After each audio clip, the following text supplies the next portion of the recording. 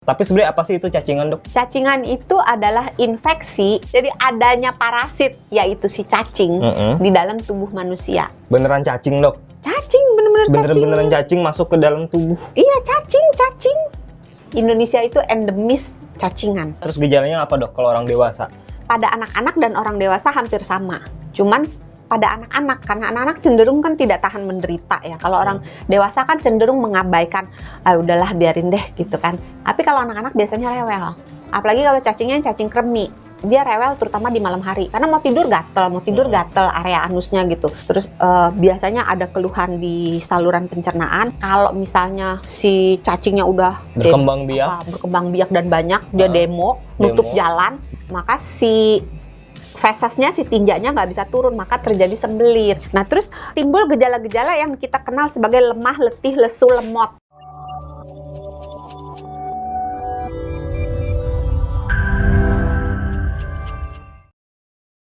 Ketemu lagi sama saya Sony Wicaksono di Kamu Sehat, di mana kamu bisa mendapatkan tips-tips sehat bersama Dr. Santi, Health Management Specialist Corporate HR Kompas Gramedia. Zaman sekarang itu untuk nyari sehat susah ya, Dok ya? Enggak.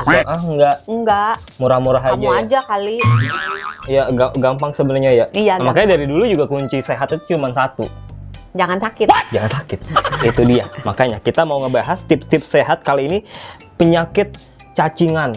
Dok, cacingan itu kan penyakit yang identik sama anak-anak. Sama cacing. Oh ya benar sih, kalau nggak ada cacing kan nggak akan cacingan. Nggak ada cacingan, iya. Tapi sebenarnya apa sih itu cacingan, Dok? Cacingan itu adalah infeksi dari cacing. Sangat membantu sekali jawabannya. Terima kasih. Jadi adanya parasit, yaitu si cacing di dalam tubuh manusia. Oke. Biasanya adanya tuh di saluran pencernaan. Beneran cacing, Dok? Cacing, beneran cacing masuk ke dalam tubuh. Iya, cacing. Uget tuh, yang gini-gini tuh masuk ke dalam tubuh tuh. Iya.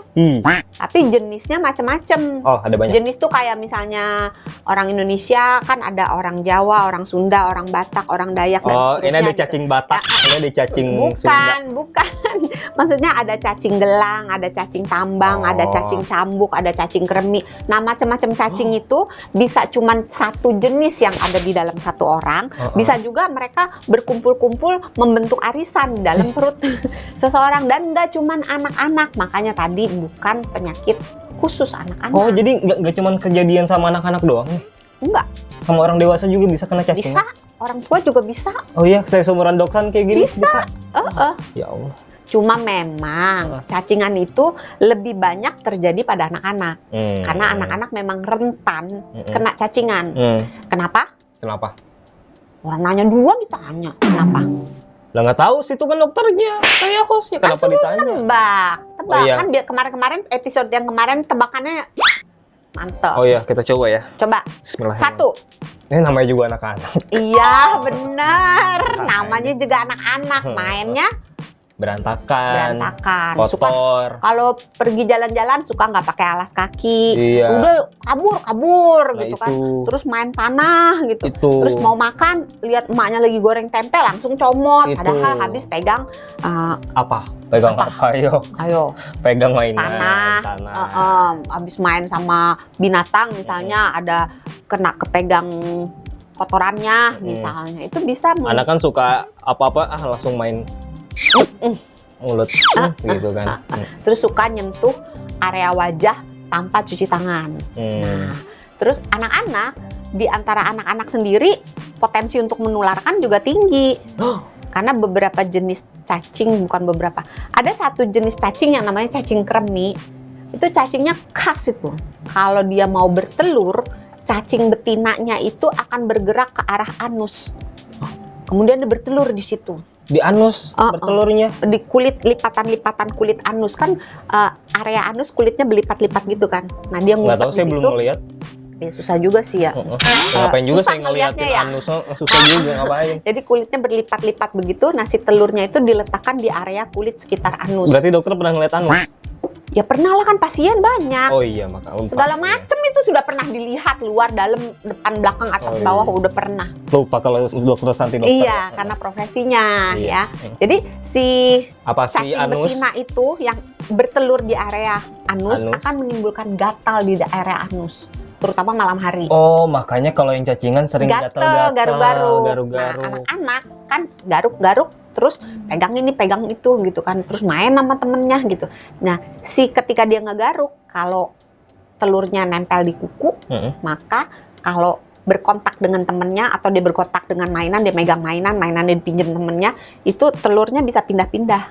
Kalau si temennya lagi nanti megang entah tangannya atau kukunya atau apapun, atau bertukar pakaian juga bisa masuk ke mulut, bisa masuk juga. Terus cacing kremi sangat kecil, sehingga kalau dia kecil apa, Dok? 0,6 sampai 1,3 cm. Jadi 0,6 sampai 1,3 cm. Jadi kecil banget. Kayak titik gitu ya? Iya. Nah, karena dia udah ada di area anus, maka dia bisa, kalau misalnya anaknya gerak, copot telurnya, jatuhlah ke entah pakaiannya atau ke spraynya. Nah, karena dia kecil, ringan, ke bawah angin, misalnya lagi dikebut-kebut sama ibunya kan, kalau pagi kan ibu-ibu bebenah ranjang kan suka dikebut-kebut. Nah, itu kebut-kebutannya itu bisa terbang. Kalau ibunya pas lagi mangap gitu kan, misalnya sambil ngebut kan biasanya ngomel ya ibu-ibu ya, masuk gitu. Makanya kalau ngebut dia suka ngomel. Itu hikmahnya ya. Sehatnya bukan itu. Ketularannya bisa dari anak kecil bisa ke orang dewasa juga ya? Bisa. Nah, kalau kita sebaliknya juga bisa ya. Dewasa ke anak-anak, anak-anak ke dewasa juga bisa. Kalau kita spesifik ngomongin orang dewasa, apa aja gejalanya biasanya? Kalau orang dewasa kan penularannya dulu belum. Penularannya. Apalagi kan orang dewasa kan jarang cekeran, ya ada juga ya, tapi jarang, relatif lebih jarang daripada anak-anak. Terus main tanah juga kan jarang. Iya. Terus lewat mana nular? Lewat mana dong? Iya nanya makanya. Gimana sih yang host apa? Namanya cowok suka salah ya, yang benar selalu perempuan. Ya udah, jadinya kalau misalnya pada orang dewasa, jalur penularannya itu bisa ketika orang ini tinggal di daerah yang endemis. Indonesia itu endemis cacingan. Endemis cacingan. Jadi kalau orang dewasa itu tinggal di daerah yang endemis cacingan, dia bisa ketularan cacingan. Kalau dia tinggal bersama anggota keluarga atau orang yang serumah, mungkin nggak keluarga, mungkin kos-kosan atau apa, yang serumah dengan kontak erat, yang cacingan, dia bisa kena cacingan.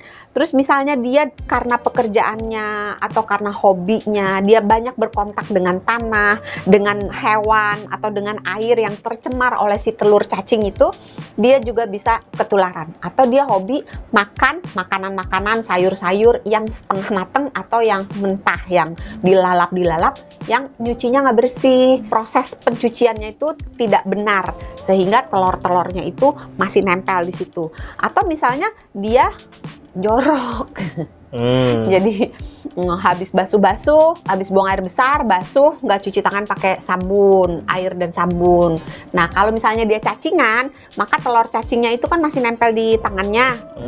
Nah, itu bisa ketika dia makan, dia balik lagi si telurnya itu yang tadi udah dikeluarin, balik lagi menginfeksi dirinya lagi. Atau kalau dia nyiapin makanan, maka makanan yang disiapkan bisa berpotensi tercemar. Pasti tidak ya, tapi berpotensi tercemar gitu. Itu mekanisme penularan di orang dewasa. Sekaligus ngejawab juga kenapa orang dewasa bisa cacingan. Itu tadi karena gaya hidupnya jorok atau segala macam juga ya. Betul. Terus gejalanya apa, Dok, kalau orang dewasa?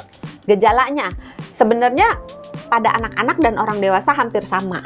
Cuman pada anak-anak, karena anak-anak cenderung kan tidak tahan menderita ya. Kalau orang dewasa kan cenderung mengabaikan, udahlah biarin deh gitu kan. Tapi kalau anak-anak biasanya rewel.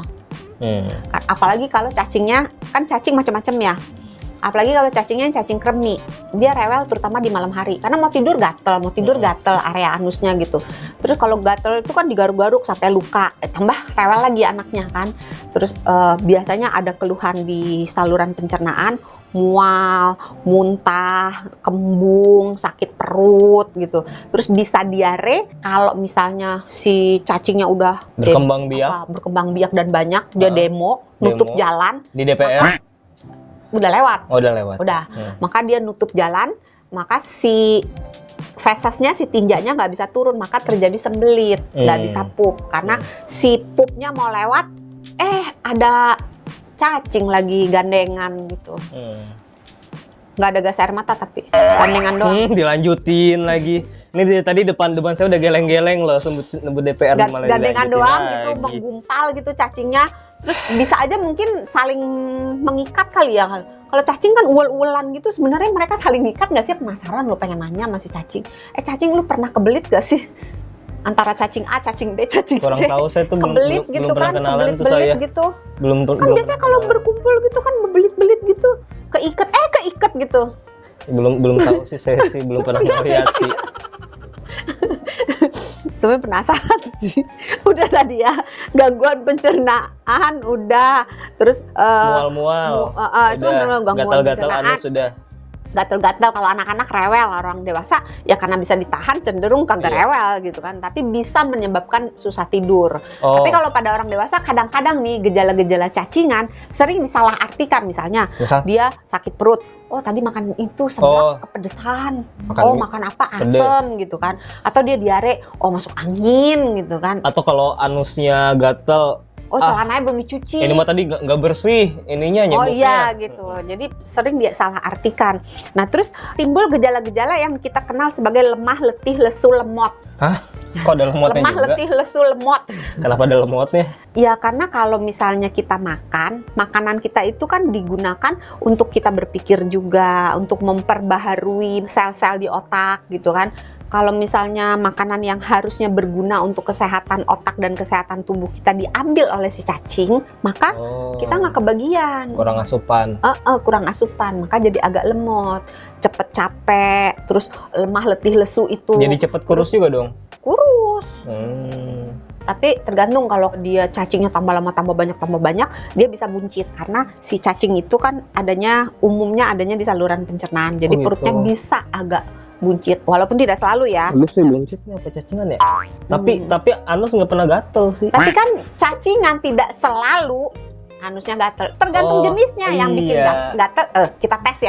Oh, iya. Yang bikin gatel adalah cacing jenis 1 cambuk, 2 tambang, 3 kremi, 4 gelang. Oke. Cacing yang mana? Apa? Kalau dia kena cacingan, ini berarti sakit cacingan ya? Iya, harus diobatin lah. Oh iya. Kalau nggak diobatin, dia Bener. cacingnya tambah banyak, nanti akan orangnya makin kurang gizi. Tapi harus rutin nggak minum kalau kita? Berarti kalau nggak sakit ya? Oh iya benar. Kalau misalnya nggak sakit, tergantung dia tinggal di mana. Kalau dia tinggal di daerah endemis, nasihatnya ia minum obat cacing teratur. Berapa bulan sekali? 6 bulan sekali.